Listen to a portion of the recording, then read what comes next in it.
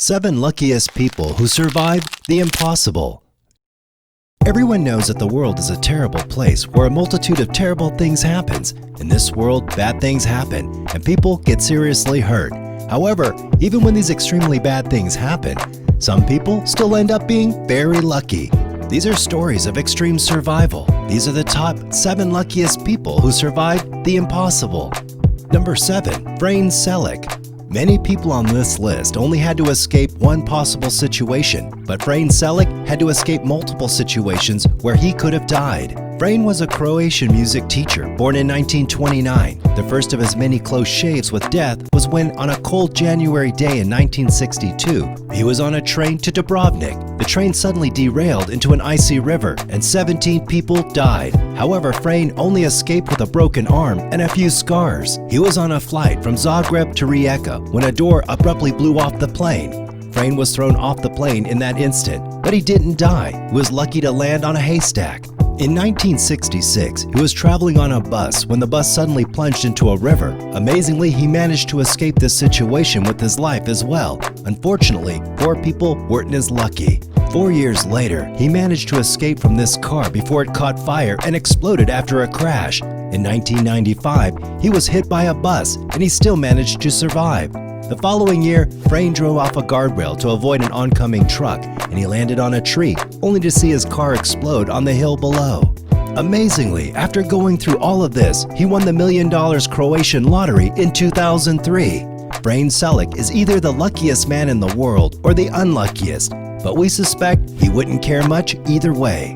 Number 6. Anatoly Bugorsky and the Particle Accelerator. No, this isn't the plot of Flash. Bugorsky was a researcher at the Institute for High Energy Physics in Protvina and used to work with the largest Soviet particle accelerator, the synchrotron U-70. One day, Bugorsky was checking out a piece of malfunctioning equipment when the worst happened.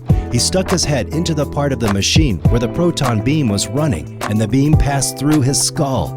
He said he saw a flash brighter than the light of 1,000 suns, but he felt no pain. It only takes 500 to 600 rads to kill a person, but this beam was about 2,000 rads. Basically, Bugorsky was certain of death as his face began to peel off. Thankfully, he survived, but that part of his face remained frozen because of nerve damage. In time, his brain actually began to recover from the injury and even began developing new neuron pathways. When all was said and done, he lost none of his intellectual capacity and returned to work a year and a half later. He had no mental problems and was even able to complete his PhD. Number 5. Roy Sullivan. Roy Sullivan was a park ranger who throughout the course of his life got struck by lightning 7 times, and he managed to live through them all. In 1942, the first lightning struck him and knocked his big toenail off. The second strike came in 1969 and burnt off his eyebrows, leaving him unconscious. The third strike was in 1970 and seared his shoulder.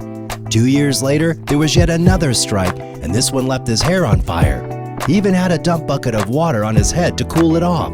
The following year, another lightning bolt ripped through his hat, hit him on the head, sent him sprawling off his car, and knocked his left shoe off. In 1976, a 6th strike left him with an injured ankle. The last strike happened in 1977, and it sent him to the hospital with chest and stomach burns. Most people die after getting struck by lightning once, but here's a man who survived 7 thunder strikes. That's as good as a survival story as you'll ever hear. Number 4. Vesna Volovic. If you jump down from a skyscraper, you're almost certainly to die, but not if your name is Vesna Volovic and if you're an air hostess. Confused? Don't worry, I'll explain. In 1972, 22-year-old flight attendant Vesna Volovic survived the longest fall from a plane. The plane took off from Copenhagen on a Yugoslav Airlines flight to Belgrade and spontaneously exploded just over what is today known as the Czech Republic. Rescuers found Vesna miraculously alive in the smoking fuselage. The odds of that happening is rarer than striking any lottery, and we are certain that she struck the lottery of life by surviving this near-death incident. Number 3. Aaron Ralston. When faced with a life and death situation, what will you be willing to do just to give you a better chance for survival? Would you be willing to give an arm or a leg? This entry on the list took this expression quite literally, and thanks to that, he was able to survive the impossible in the process. While climbing Utah's Blue John Canyon, Aaron Ralston found himself in a nearly impossible situation as a boulder came free, crashing down upon him and pinning his hand and forearm.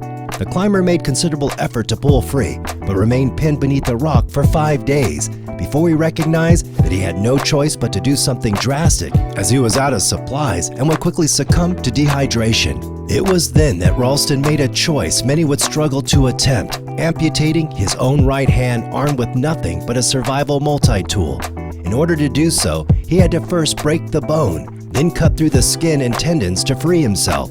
His will to survive was so strong that he found the courage to make a major sacrifice, and it paid off, as that freed him from the boulder and he managed to get help from a passerby soon after.